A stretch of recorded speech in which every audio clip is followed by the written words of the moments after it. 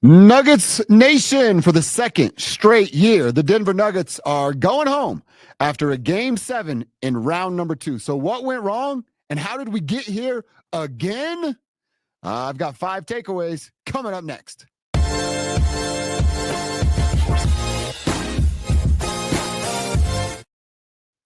All right, Nuggets fans, so how do we get here, right? Let's start there. And then we have a long time now to talk about what happens next, free agency, all that stuff. Those questions will be answered as the summer goes on. But I want to look back at game 7, what went wrong, why the Nuggets got to the spot that they got to with a very, very depleted roster and an incomplete team to try to knock off the best team in the Western Conference, the Oklahoma City Thunder. So when it goes to what went wrong, well, we have to start at the top, right? That's where everything starts. So I want to talk about Josh Kroenke. And I will say this, full disclosure, I think Josh Kroenke has been pretty good in his roles with the Avalanche, and he's kind of put people in place to run that operation without him being a hands-on guy every day. But Josh Kroenke, if you don't know anything about Josh, first of all, he's a hoops head. Basketball is his favorite sport. He loves the way they dribble up and down the court. He went to Missouri. He played basketball at Missouri, right? Like, he was kind of on the team, and rich, and dad made a bunch of donations, that kind of on the team, but still better than I did. I barely played in high school. At least he was on the team in college. So he just loves the game of basketball. But what I've noticed, and I go to a lot of games as media, and I try to go to as many as I can as a fan and have some fun. The year that they won the NBA championship, and really leading up to that for, I'd say, a couple of years, he really trusted in Tim Connelly. And you know, obvious reasons as to why Tim Connelly, when he was in charge, the team was in very good hands. So he started to kind of not be around as much in the Tim Connelly era. And then every time the postseason starts, both Stan and Josh are there, and they're around, and they want to be there because it's a big moment, and they are the owners of the team. But Josh wasn't at like regular season games the way he used to be. And a lot can go into this. They have several other business ventures that he's a part of and you have to do. I also know, I hate to get like personal on stuff, but I also know that Josh met himself a lady and they started to get serious. And, you know, you make time for that kind of stuff. I'm not going to knock a guy for finding love, right? Isn't that what we're all searching for? But he just wasn't around as much. And I think there's something that we can all relate to, right? The old, when the cat's away, the mice will play, right? The substitute teacher days back in middle school. Remember that? Like, substitute teachers here? Hell yeah, let's get crazy because there's nothing's going to happen. I think there was a little bit of that going on with the Nuggets. And with Josh Kroenke not being there to just kind of keep people in line. That's what led to this Calvin Booth and Michael Malone, you know, 2 different philosophies of how to run and operate a basketball team. So first and foremost, biggest takeaway is Josh Kroenke really let this team down. Josh Kroenke, you got to be there, man. You're the governor. You're the president. You're the owner. You need to be around more. And just simply your presence. Like, I'm not saying you need to micromanage whomever the next coach may be or micromanage whomever the next general manager may be. But being there, it goes a long way because people have to be on their best behavior when the boss is around, from the gas station clerk to the general manager of a professional sports franchise. When the boss is there, everybody's going to tighten up just a little bit more and be the best version of themselves. So this starts with Josh Kroenke not being present enough. I'm not saying he was completely gone, but he certainly wasn't there the way he used to be. So Josh Kroenke's number 1. Number 2 and 3, maybe combine them to make 2. Well, it's Calvin Booth and it's Michael Malone. Start with Calvin Booth here. Calvin Booth didn't build a complete roster. He made 0 trades during the last 2 trade deadlines. And I have this from multiple people down there. He doesn't even have people to call around the NBA to kick trade conversations around with. He has not built nor established real relationships with general managers around the league. How are you a general manager in the NBA and don't have relationships with other general managers in the NBA? And clearly you don't, because you made 0 moves. Now I know his hands were tied a little bit, specifically this year. Calvin's making me choke. Like he did. That's a problem. Now, think about how much worse this could have been. Shout out to Cecil Lammy, my radio partner. We'd love for you to check out the radio show 10 to 2 over on 104.3 The Fan. He brought this up, and it's a great point. Going back to Josh Kroenke. Josh Kroenke offered Calvin Booth a contract extension at the beginning of this season, and Calvin didn't sign it. And now he's fired. Calvin didn't sign it because he thought that the money was low, and that's just what the Kroenkes do. They lowball coaches and they lowball executives. They've done it in the history of them being owners. And you know what? They've been owners for a long time, so if it ain't broke, don't fix it, according to them. Let's hope they buck that trend moving forward so you can capitalize on Nikola Jokic, but I wouldn't hold my breath on that. So the fact that Calvin Booth couldn't build a legitimate roster with enough depth to win a championship, that's problem number 2. Takeaway number 2. Number 3, it goes right in line there. It's Michael Malone. Michael Malone couldn't be the bigger man. Michael Malone couldn't push his basketball ego aside to just sit down and have a conversation with Calvin Booth. And I don't even care if the conversation's with, hey, I don't like you, you don't like me, but let's do what's right for this team, for the sake of this team. Guess what I've done? And I'm sure you've done it too. I've worked with people I don't like. Not Matthew. Shout out Matthew here, hanging out, producer of the show. But I've worked with several people in the past that I'm like, yo, I ain't messing with them outside of work. They're not invited to the housewarming party, right? If they're there, I'm not there. I'll see them at work. I think everybody's done that before. But you're man enough, you're adult enough to have a working relationship. And Michael Malone couldn't recognize that. Michael Malone, you thought you were bigger than the team? You clearly did, because you couldn't walk upstairs and bury a hatchet. That's a giant problem, man. That is a giant problem. I wonder if Michael's going to talk about it all. Did you see the news today?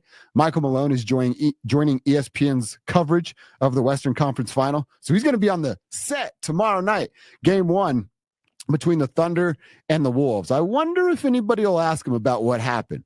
I wonder if Kendrick Perkins and Michael Malone will have a chance to have a conversation about some of the stupid stuff that Kendrick Perkins says. A little side note of something I'm looking forward to. So Josh, not there enough. Calvin just bad at his job. He's not an NBA GM. And Michael Malone let his ego get the best of him. Literally cost him his job.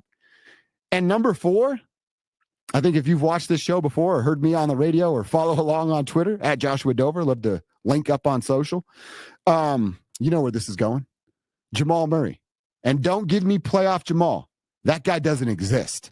There's no such thing as playoff Jamal anymore. He had one good game, one playoff Jamal game in this series. Was it game 6 when he scored 43 against the Clippers? No, they lost that game. Whatever game he scored 43 against the Clippers. That was playoff Jamal. He was outstanding. Every other game, he was, And in game 7, 13 freaking points. Jamal Murray, your max player, your savior, your Robin to Nikola Jokic's Batman, scored 13 freaking points. That's not a max player. That's not what Jamal Murray is being paid to do. Jamal Murray let everyone down. Let me down, let Matthew down, let you down. That was pathetic what he did in game number 7. 13 points. Why is it when the team needs him the most, Jamal tucks tail and runs away? Why? And why did they extend him before seeing what this looked like? Once again, thank you very much, Calvin Booth. All right, number 5, this is a takeaway, but it's also a silver lining. And I don't want to just be all negative all the time. That's no fun, right? But one of these things I want to talk about here is Christian Braun. I put a poll out on Twitter, and I just ran it through the game, and it was, hey, who has a higher ceiling, Jamal Murray or Christian Braun? Now, I took advantage of some recency bias and being in the moment. Everybody voted for Christian Braun because Jamal stunk and Christian was good. But I really believe this. I really believe that if they're able to keep Christian, and that's a big question that we need to talk about throughout this offseason, because he's going to get paid. And are the Nuggets in position to be the team that actually pays him? I don't know about that. Depends on what happens with Michael and with Jamal. But with Christian and kind of his steps of development, he came into the league as a rookie that played in the finals because of his defensive ability. In year number 2, you go, oh, there's some defensive ability, and he might be showing something on the offensive end. Now here in year number 3, he is an offensive threat. He's got to work on that jump shot. He's got to have some confidence shooting the basketball. If he misses one, he's in his head, and that becomes a problem. But I'm telling you, the way I've seen Christian take steps of development and who he has become, I think if they're able to re-up with Christian Braun and he continues to take these small steps into years 4, 5, and 6, when we get to like 5 and 6, I think Christian Braun's going to be a better player than Jamal Murray is. Now, somebody pointed this out on social media, and if I remembered your handle, I'd give you a shout out because it was a great point. will Christian ever be Jamal's like 50-point scorer? I don't think he has that in him, but he can certainly be more consistent. He's a better defender, and he's going to run and be healthy, available way more than Jamal Murray ever will be. So those are 4 bad things, but there's some silver lining, man. If the Nuggets can figure out a way to keep Christian Brown, he might just be the second biggest piece behind Nikola Jokic on this Nuggets roster moving forward. And that's no shot at Mr. Nugget AG, because he was incredible throughout this playoffs. And the fact that he even tried to play in Game 7 was, again, absolutely incredible. Let me give you some numbers real quick before we get out of here. Shout out to my guy, Kevin Kistner, producer of the radio show, came up with these numbers from the finals run to now. Jamal Murray in the finals was scoring 26 a night, grabbing 5 rebounds, and dishing out 7 assists. This year, 21 points, 4 rebounds, 5 assists. Joker dropped from 19-9 to 26-12-8. Aaron Gordon upped his production from 13-6-2, that's points, rebounds, assists, to 16-17-2. MPJ, we know his numbers went down because of the shoulder and just him not being very engaged. KCP was the starter in place of Christian Brown. Christian's numbers went up from KCP's 10-3-1. Christian had 12-6-2. This is the number that really jumped off for me when Kevin did the homework. Bruce Brown, who I promise you, I'll be talking about Bruce Brown this offseason. His numbers in the postseason, he was one of the Nuggets closers, was 12-4-1, points, rebounds, assists. Russell Westbrook, 11-3-2. But Russ did average 1 more turnover through the playoff run. A lot of those turnovers and bad play from Russell Westbrook, they came in the second round. He was really good in the Clippers series, really bad in the Thunder series. So, Nuggets Nation, those are my 5 takeaways with one silver lining. Josh Kroenke wasn't there enough. Absolutely not there enough. Calvin Booth is not a general manager at the NBA level. He cannot build a complete team. One thing Calvin did great was get Will Barton the heck up out of here, because they were never going to win a championship with Will Barton.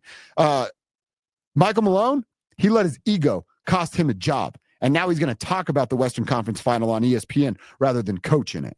And Jamal Murray, I don't ever want to hear playoff Jamal again. That guy doesn't exist. And if you think so, you're blind to what the real story is about Jamal Murray. Silver lining, Christian Brown is the real freaking deal. Coming up on Wednesday, I'll have some answers as to coach, general manager, roster construction, all about how this offseason should look for the Denver Nuggets. In the meantime, I'd love to hear from you in the comment section here on the YouTube page. While you're there, like and subscribe and check out everything we have to offer at Denver Sports YouTube. But this has been Dover on Denver, and now I'm done.